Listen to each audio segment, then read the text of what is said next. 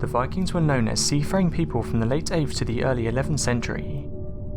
They established a name for themselves as traders, explorers, and warriors. They discovered the Americas long before Columbus and could be found as far east as the distant reaches of Russia. During their time, the reach of the Vikings extended to all corners of northern Europe, and many other nations found Vikings raiding their coasts. Some Viking ships brought families to Britain looking for land to farm. Good farmland was scarce in the Vikings' own countries. The parts of Britain where most Vikings settled were northern Scotland and eastern England. For 500 years from around 900 AD, Vikings ruled the north of Scotland, the Orkney and Shetland Isles. The Viking civilization has for thousands of years been known as a race that lived in an ancient civilization. Some people think of Vikings as men who swung weapons around and caused havoc, but perhaps this is a misconception that has been widely adapted by the general public. It turns out the Vikings may have had more sophisticated types of weapons at their disposal than anyone could have imagined, including archaeologists who have studied artifacts from that era. A prime example of this weaponry is the Elfbert sword, which was discovered in more than one spot in Europe by different archaeological digs. These swords have been traced back to the Viking civilization, and were discovered in areas that were believed to have been the ancient battlegrounds of this historical race. But the thing that's quite puzzling about the sword was it's well made from a strong utility steel sword, apparently forged by a craftsman. However, there is an issue with that statement. The time of the Vikings was supposed to be known as a time before such welding was actually done, so some have questioned how they created these swords, and as you can imagine, many theories have been put forward. The name of the sword has also been brought into question. The writing was found inscribed on the cross-section of the sword.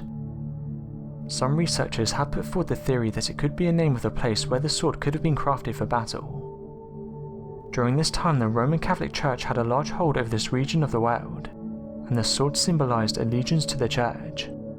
But what about the actual sword itself? This was created during a time where the technology to create a sword of this magnitude didn't seem possible. The type of heat that was needed to fuse such a weapon wasn't even harnessed for such a task until hundreds of years in the future. Yet the sword is proof this process could have been figured out by a race that was perhaps more sophisticated than first believed. Human evolution is considered by some to be a mystery. The scientific theory puts forward the idea that modern humans originated from ape-like ancestors. Scientific evidence shows that the physical and behavioural traits shared by all humans originated from ape-like ancestors, and evolved over a period of approximately 6 million years.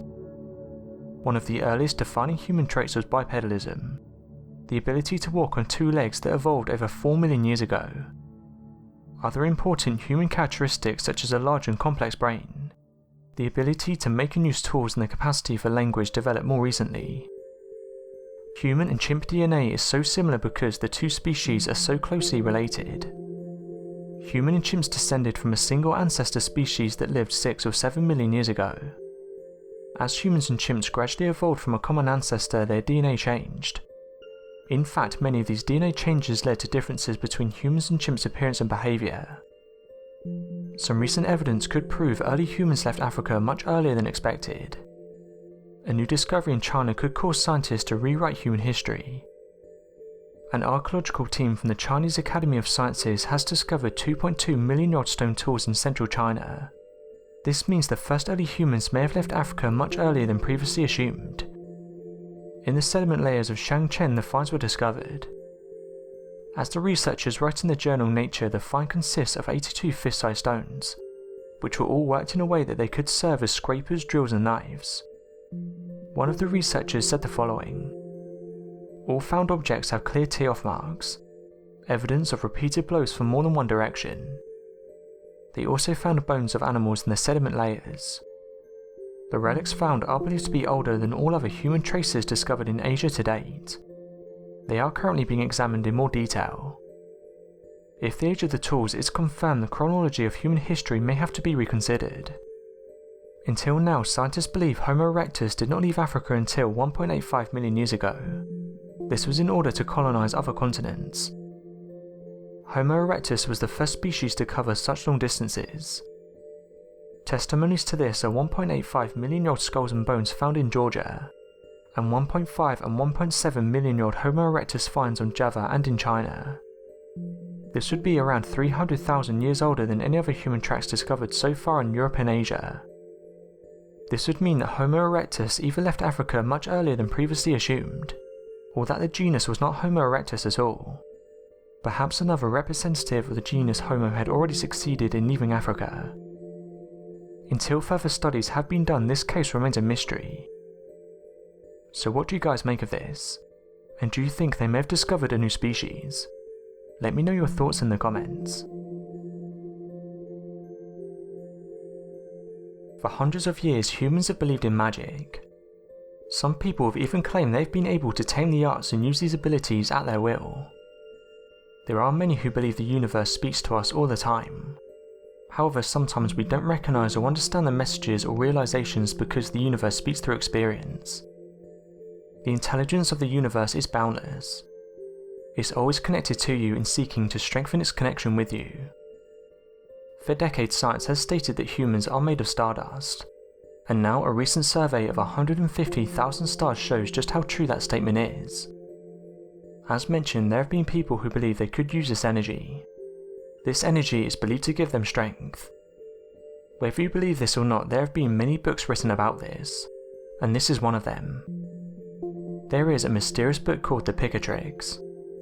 This ancient Arabic text is considered by many to be a powerful magical handbook.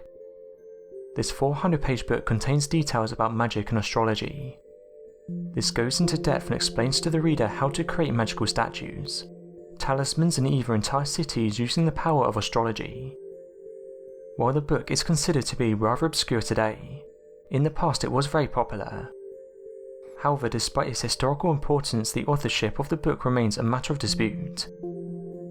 It's been said that through this ancient manuscript the reader could attract and channel the energy of the cosmos, so that a certain event develops according to the will of the practitioner. Zodiac magic, which is said to help master and dominate with accuracy, through the force of the universe, nature and its surroundings. The history of its origins has been documented. It's thought the book was originally written in Arabic and arrived in Europe. It was then translated into Spanish. Later in the 13th century it was translated into Latin, where it spread throughout Europe. While the original Spanish text has been lost over the years, there are still multiple examples of the Latin text in existence dating from between the 15th and the 18th centuries. Over time, many people have expressed their interest in the text. Astronomers, mathematicians and an ancient alchemist have shown interest in the text. It intrigued many how the magical knowledge was accumulated by Middle Eastern scholars between the 8th and 9th centuries. Back then this was believed to be real by many. While the true identity of the author may remain a mystery, one thing is for certain. Following the book's arrival in Europe, it took on a life of its own.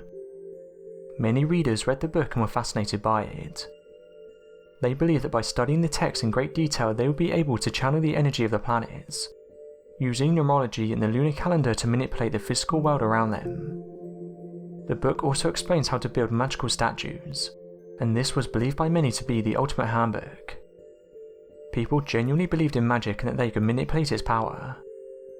The text also contains a huge number of recipes for magical potions that would allow the potion master to control the spirits of the earth. This would allow these masters to use these spirits in any way they wanted. Many of these potions contain psychoactive plants. The text is still shrouded in mystery. So what do you guys make of this, and do you think you can harness the universe's energy? Let me know your thoughts in the comments.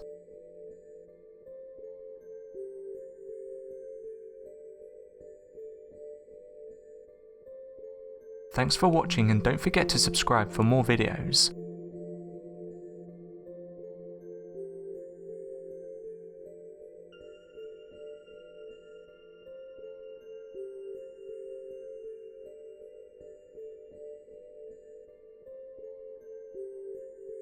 Thank you.